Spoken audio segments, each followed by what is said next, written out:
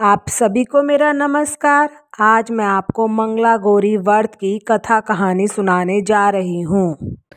कुंडली नगर में धर्मपाल नामक एक धनी सेठ रहता था। उसकी पत्नी सती, साध्वी व पतिव्रता थी, परंतु उनके कोई पुत्र नहीं था। सब प्रकार के सुखों से समृद्ध होते हुए भी वे दंपति बड़े दुखी रहा करते थे। उनके यहाँ एक जटा रुद्राक्ष मालाधारी भिक्षुक प्रतिदिन आया करते थे। सेठानी ने सोचा कि भिक्षुक को कुछ धन आदि दे, संभव है इसकी पुण्य से मुझे पुत्र प्राप्त हो जाए।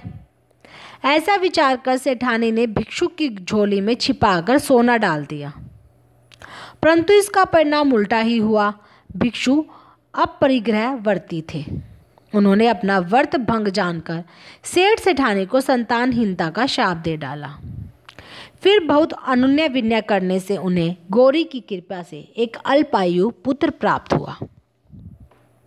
ज्योतिषियों के अनुसार सेठ धर्मपाल के पुत्र की मृत्यु जन्म के 16वें वर्ष में सांप डसने के कारण हो जाएगा।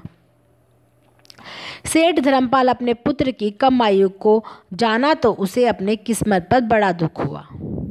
सेठ धर्मपाल ने सोचा कि भाग्य को कैसे बदला जा सकता है, अतः प्रभु की इच्छा में मेरी इच्छा निहित है। कुछ समय पश्चात सेठ धर्मपाल ने अपने पुत्र का विवाह एक योग्य एवं संस्कारी कन्या से कर दिया, जिसकी माता ने मंगला गौरी का व्रत किया था।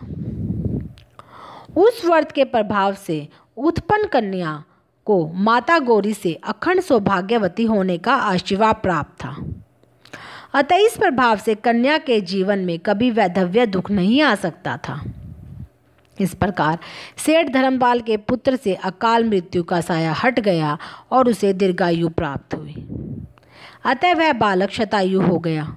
न तो उसे सांप ही डस सका और न ही यम दूत 16वें वर्ष में उसके प्राण ले जा सके।